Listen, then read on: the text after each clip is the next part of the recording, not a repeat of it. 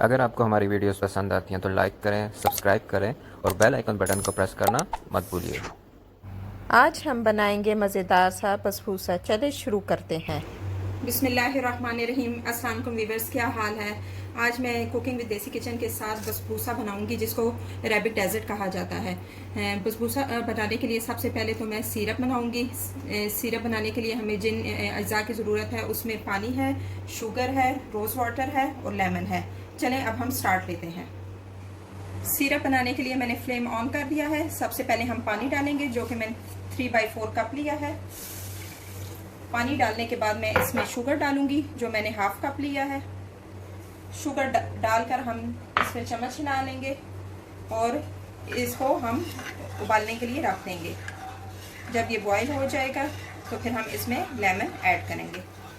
जी, मैंने ये पानी और शुगर को 2 मिनट के लिए बॉईल कर लिया है। आप देख सकते हैं कि शुगर अच्छे से मेल्ट हो चुकी है। जब आपने शुगर पानी में डालना है तो इसको फिर चमचा हिलाते रहना है और आपने जो फ्लेम है उसको लो टू मीडियम पर रखना है। अब मैं इसमें 1 टेबल स्पून लेमन ऐड करूँगी और फिर मैं चम्मच हिलाकर इसको 5 मिनट के लिए पकने दूँगी और फिर 5 मिनट जब ये पक जाएगा तो मैं इसमें रोज़ वाटर ऐड करके फ्लेम को ऑफ कर दूँगी।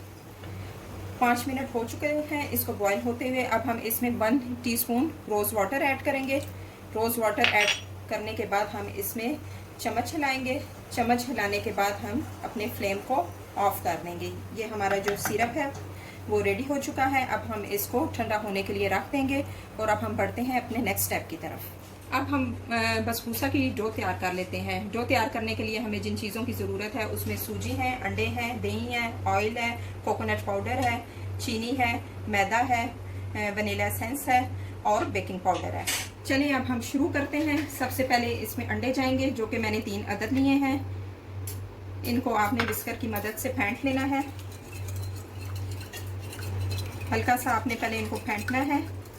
फिर इसमें मैं शुगर डालूंगी जो कि मैंने हाफ कप ली है और फिर साथ ही मैं इसमें वनीला एसेंस डालूंगी जो कि मैंने 1 टीस्पून लिया है। अब इनको हम अच्छे से फेंट लेंगे। मैंने मेजरिंग कप्स और स्पून का इस्तेमाल किया है। इस तरह से आपने इनको अच्छे से फेंट लेना है ताकि ये तीनों चीज़ें कंबाइन हो जाए। अब मैं इसमें सूजी ऐड करूंगी।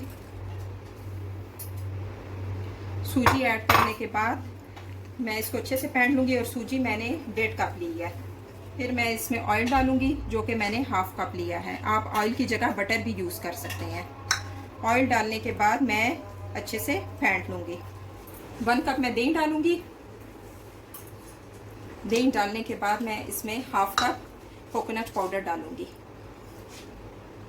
अब मैं इनको अच्छे से फेंट लूँगी। आपने विस्कर की मदद से अच्छे से विस्क कर लेना है ताकि तमाम चीज़ें जो हैं वो कंबाइन हो जाएं। दही मैंने इसलिए ऐड किया है कि इससे जो है बसबूसे की डो जो है वो सॉफ्ट बनेगी। अब मैं इसमें 1 टीस्पून बेकिंग पाउडर डालूंगी और हाफ कप मैं इसमें मैदा डालूंगी। ये आपने मैदा और बेकिंग पाउडर को पहले से छान लेना है और इसमें छान के डालना है ताकि कोई गुठलियाँ वगैरह ना हो। ये दोनों चीज़ें डालकर मैं इसको अच्छे से मिक्स कर लूँगी। जितना ज़्यादा अच्छा आप मिक्स करेंगे उतना अच्छा ही आपका बसबूसा तैयार होगा। आपने अच्छे से मिक्स करना है। बसबूसे की हमारी डो जो है वो रेडी हो चुकी है। ये अब हम एक पॉट लेंगे। पहले उसको हम अच्छी तरह से ऑयल से ग्रीस कर लेंगे। आपने तमाम जगह पर अच्छे से ग्रीस कर लेना है ऑयल से। ये ऐसे चारों साइडों पर भी ताकि जो हमारा बसबूसा है वो चिपके ना।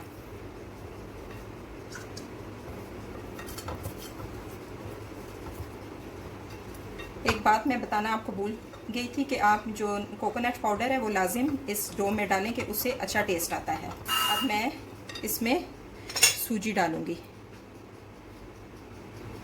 ऐसे आपने सूजी डाल लेनी है। इस सूजी डालने की भी वजह यह है कि जो हमारा ये जो बसबूसा है वो साथ नहीं चिपकेगा। ये आपने थोड़ी सी 1 टेबल स्पून सूजी डाल लेनी है। अब मैं इसमें अपनी डो डालूँगी जो मैंने बसबूसे की तैयार की है। ये आपने यहाँ पे सारी डो इसमें डाल लेनी है।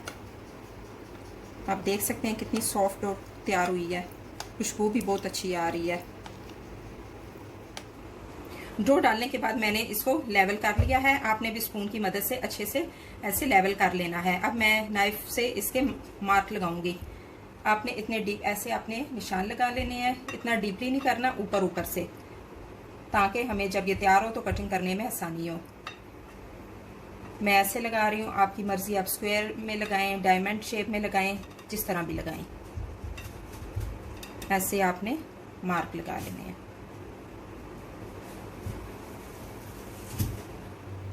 ये मैंने मार्क लगा दिया है। अब मैं इसे प्री हीटेड ओवन में बेक होने के लिए रख दूंगी। मैंने 15 मिनट के लिए ओवन को प्री हीट कर दिया था और मैं इसको 180 सेंटीग्रेड पर रखूंगी और 20 मिनट के बाद मैं इसको चेक करूंगी। ये इसका बेकिंग टाइम जो है वो 30 to 40 मिनट है। डो को मैंने बेक होने के लिए रख दिया है। अब मैं इसे 20 मिनट के बाद फिर चेक करूंगी। ये हमारा जो बसबूसा है ये रेडी हो चुका है। इसे बेक होने में 40 मिनट लगे हैं। आपने ऐसे इसको चेक करना है। ये अगर टूथपिक जो है वो ड्राई निकलेगी तो इसका मतलब है कि हमारा बसबूसा जो है वो रेडी हो चुका है। चलें अब हम इसको बाहर निकालते हैं। ये जो हमने मार्क लगाए थे, अब इस पर हमने डीपली कटिंग करनी है। आपने भी ऐसे डीपली कटिंग कर लेनी है। जब ये कटिंग मेरी सारी कंप्लीट हो जाएगी फिर मैं इस पर शीरा डालूंगी। ये मैंने पूरी जो मैंने मार्किंग की थी उस पर मैंने कटिंग की है। कटिंग करने के बाद मैंने ऐसे भी हल्का हल्का आपने पूरा सारा नाइफ को घुमा लेना है, ताकि जब मैं सिरप डालूं तो सारा सिरप इसके अंदर जाए। चलें अब हम सिरप डाल लेते हैं। गरम गरम बसबूसे पर ये हम ठंडा ठंडा सिरप डाल रहे हैं। ऐसे आपने सिरप डाल लेना है, सारी जगह पे डालना है। ये सिरप डालिए। अब इसको मैं आधा घंटा या 1 घंटे के लिए ठंडा होने के लिए रखूंगी और फिर मैं आपको डिश आउट करके बताऊंगी, ताकि तमाम सिरप जो है वो अच्छे से बसबूसे के अंदर जज़ब हो जाए।